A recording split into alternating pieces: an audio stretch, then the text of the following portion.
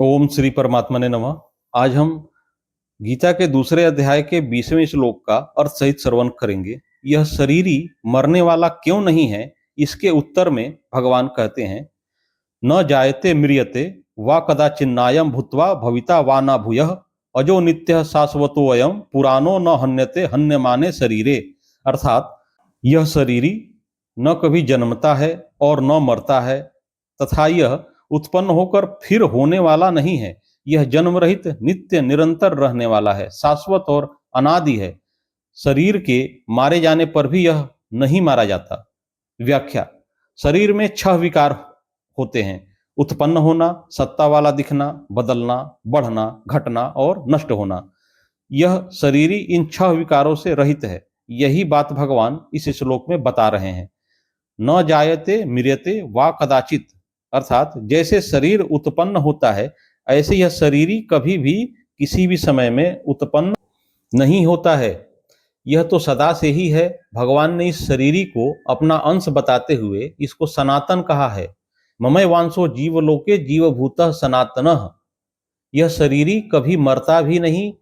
मरता वही है जो पैदा होता है, और म्रियते का प्रयोग भी वही होता है जहाँ पिंड प्राण का वियोग होता है। पिंड प्राण का वियोग शरीर में होता है, परंतु शरीरी में संयोग वियोग दोनों ही नहीं होते।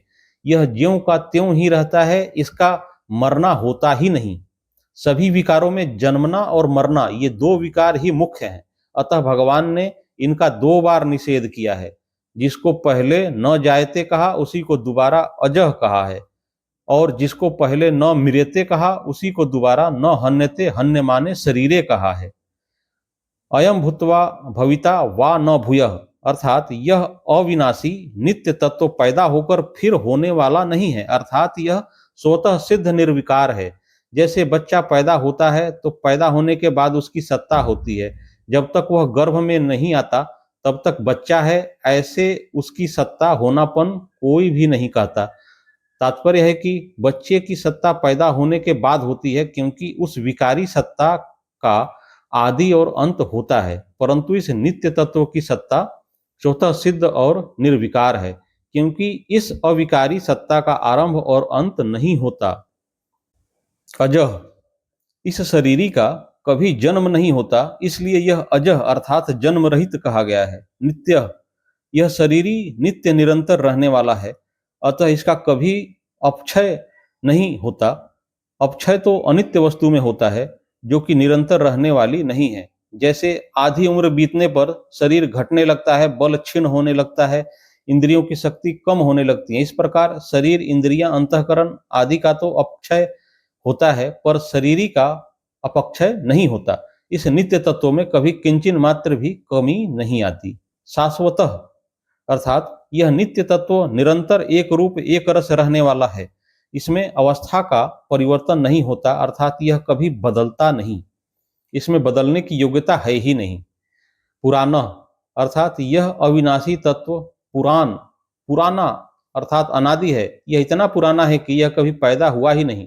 उत्पन्न होने वाली वस्तुओं में भी देखा जाता है कि जो वस्तु पुरानी हो जाती है वह फिर बढ़ती नहीं, प्रत्युत नष्ट हो जाती है। फिर यह तो अनुत्पन्न तत्व है, इसमें बढ़ना रूप विकार कैसे हो सकता है? तात्पर्य है कि बढ़ना रूप विकार तो उत्पन्न होने वाली वस्तुओं में ही होता है, इस नित्य तत्व में नहीं। न हन्यते हन्य माने शरीरे, अर्थात शरीर का नाश होने पर भी इस अविनाशी शरीरी का नाश नहीं होता। यहाँ शरीरे पद देने का तात्पर्य है कि यह शरीर नष्ट होने वाला है। इस नष्ट होने वाले शरीर में ही 6 विकार होते हैं, शरीरी में नहीं। इन पदों में भगवान ने शरीर और शरीरी का जैसा स्पष्ट वर्णन किया है, ऐसा स्पष्ट वर्णन गीता में दूसरी जगह नहीं आया। अर्जुन युद्ध में कुटुंबियों के मरने की आशंका से विशेष शोक कर रहे थे। उस शोक को दूर करने के लिए भगवान कहते हैं कि शरीर के मरने पर भी इस शरीरी का मरना नहीं होता, अर्थात इसका अभाव नहीं होता, इसलिए शोक करना अनुचित है। परिशिष्ट भाव, हमारा स्वयं का और शरीर का स्वभाव बिल्कुल अलग अलग है। हम शरीर के साथ चिपके हुए नहीं हैं, शरीर से मिले हुए नहीं हैं। शरीर हमारे साथ चिपका हुआ नहीं है, हमारे से मिला हुआ भी नहीं है। इसलिए शरीर के न रहने पर हमारा कुछ भी बिगड़ता नहीं। अब तक हम असंख्य शरीर धारण करके छोड़ चुके हैं, पर उससे हमारी सत्ता में क्या फर्क पड़ा, हमारा क्या नुकसान हुआ? हम तो ज्यों के त्यों ही रहें। ऐसे ही यह शरीर छूटने पर भी हम स्वयं ज्यों के त्यों ही रहेंगे। जैसे हाथ, पैर, नासिका आदि शरीर के अंग हैं, ऐसे शरीर शरीरी स्वयं का अंग भी नहीं है। जो बहने वाला और विकारी होता है वह अंग नहीं होता। जैसे कफ, मूत्र आदि बहने वाले और फोड़ा आदि विकारी होने से शरीर के अंग नहीं है, ऐसे ही शरीर बहने वाला, परिवर्तनशील और विकारी होने से शरीर का अंग नहीं है। नारायण नारायण नारायण। अगली वीडियो में हम गीता के दूसरे अध्याय के क्रमशः श्लोकों का अर्थ सहित श्रवण करेंगे।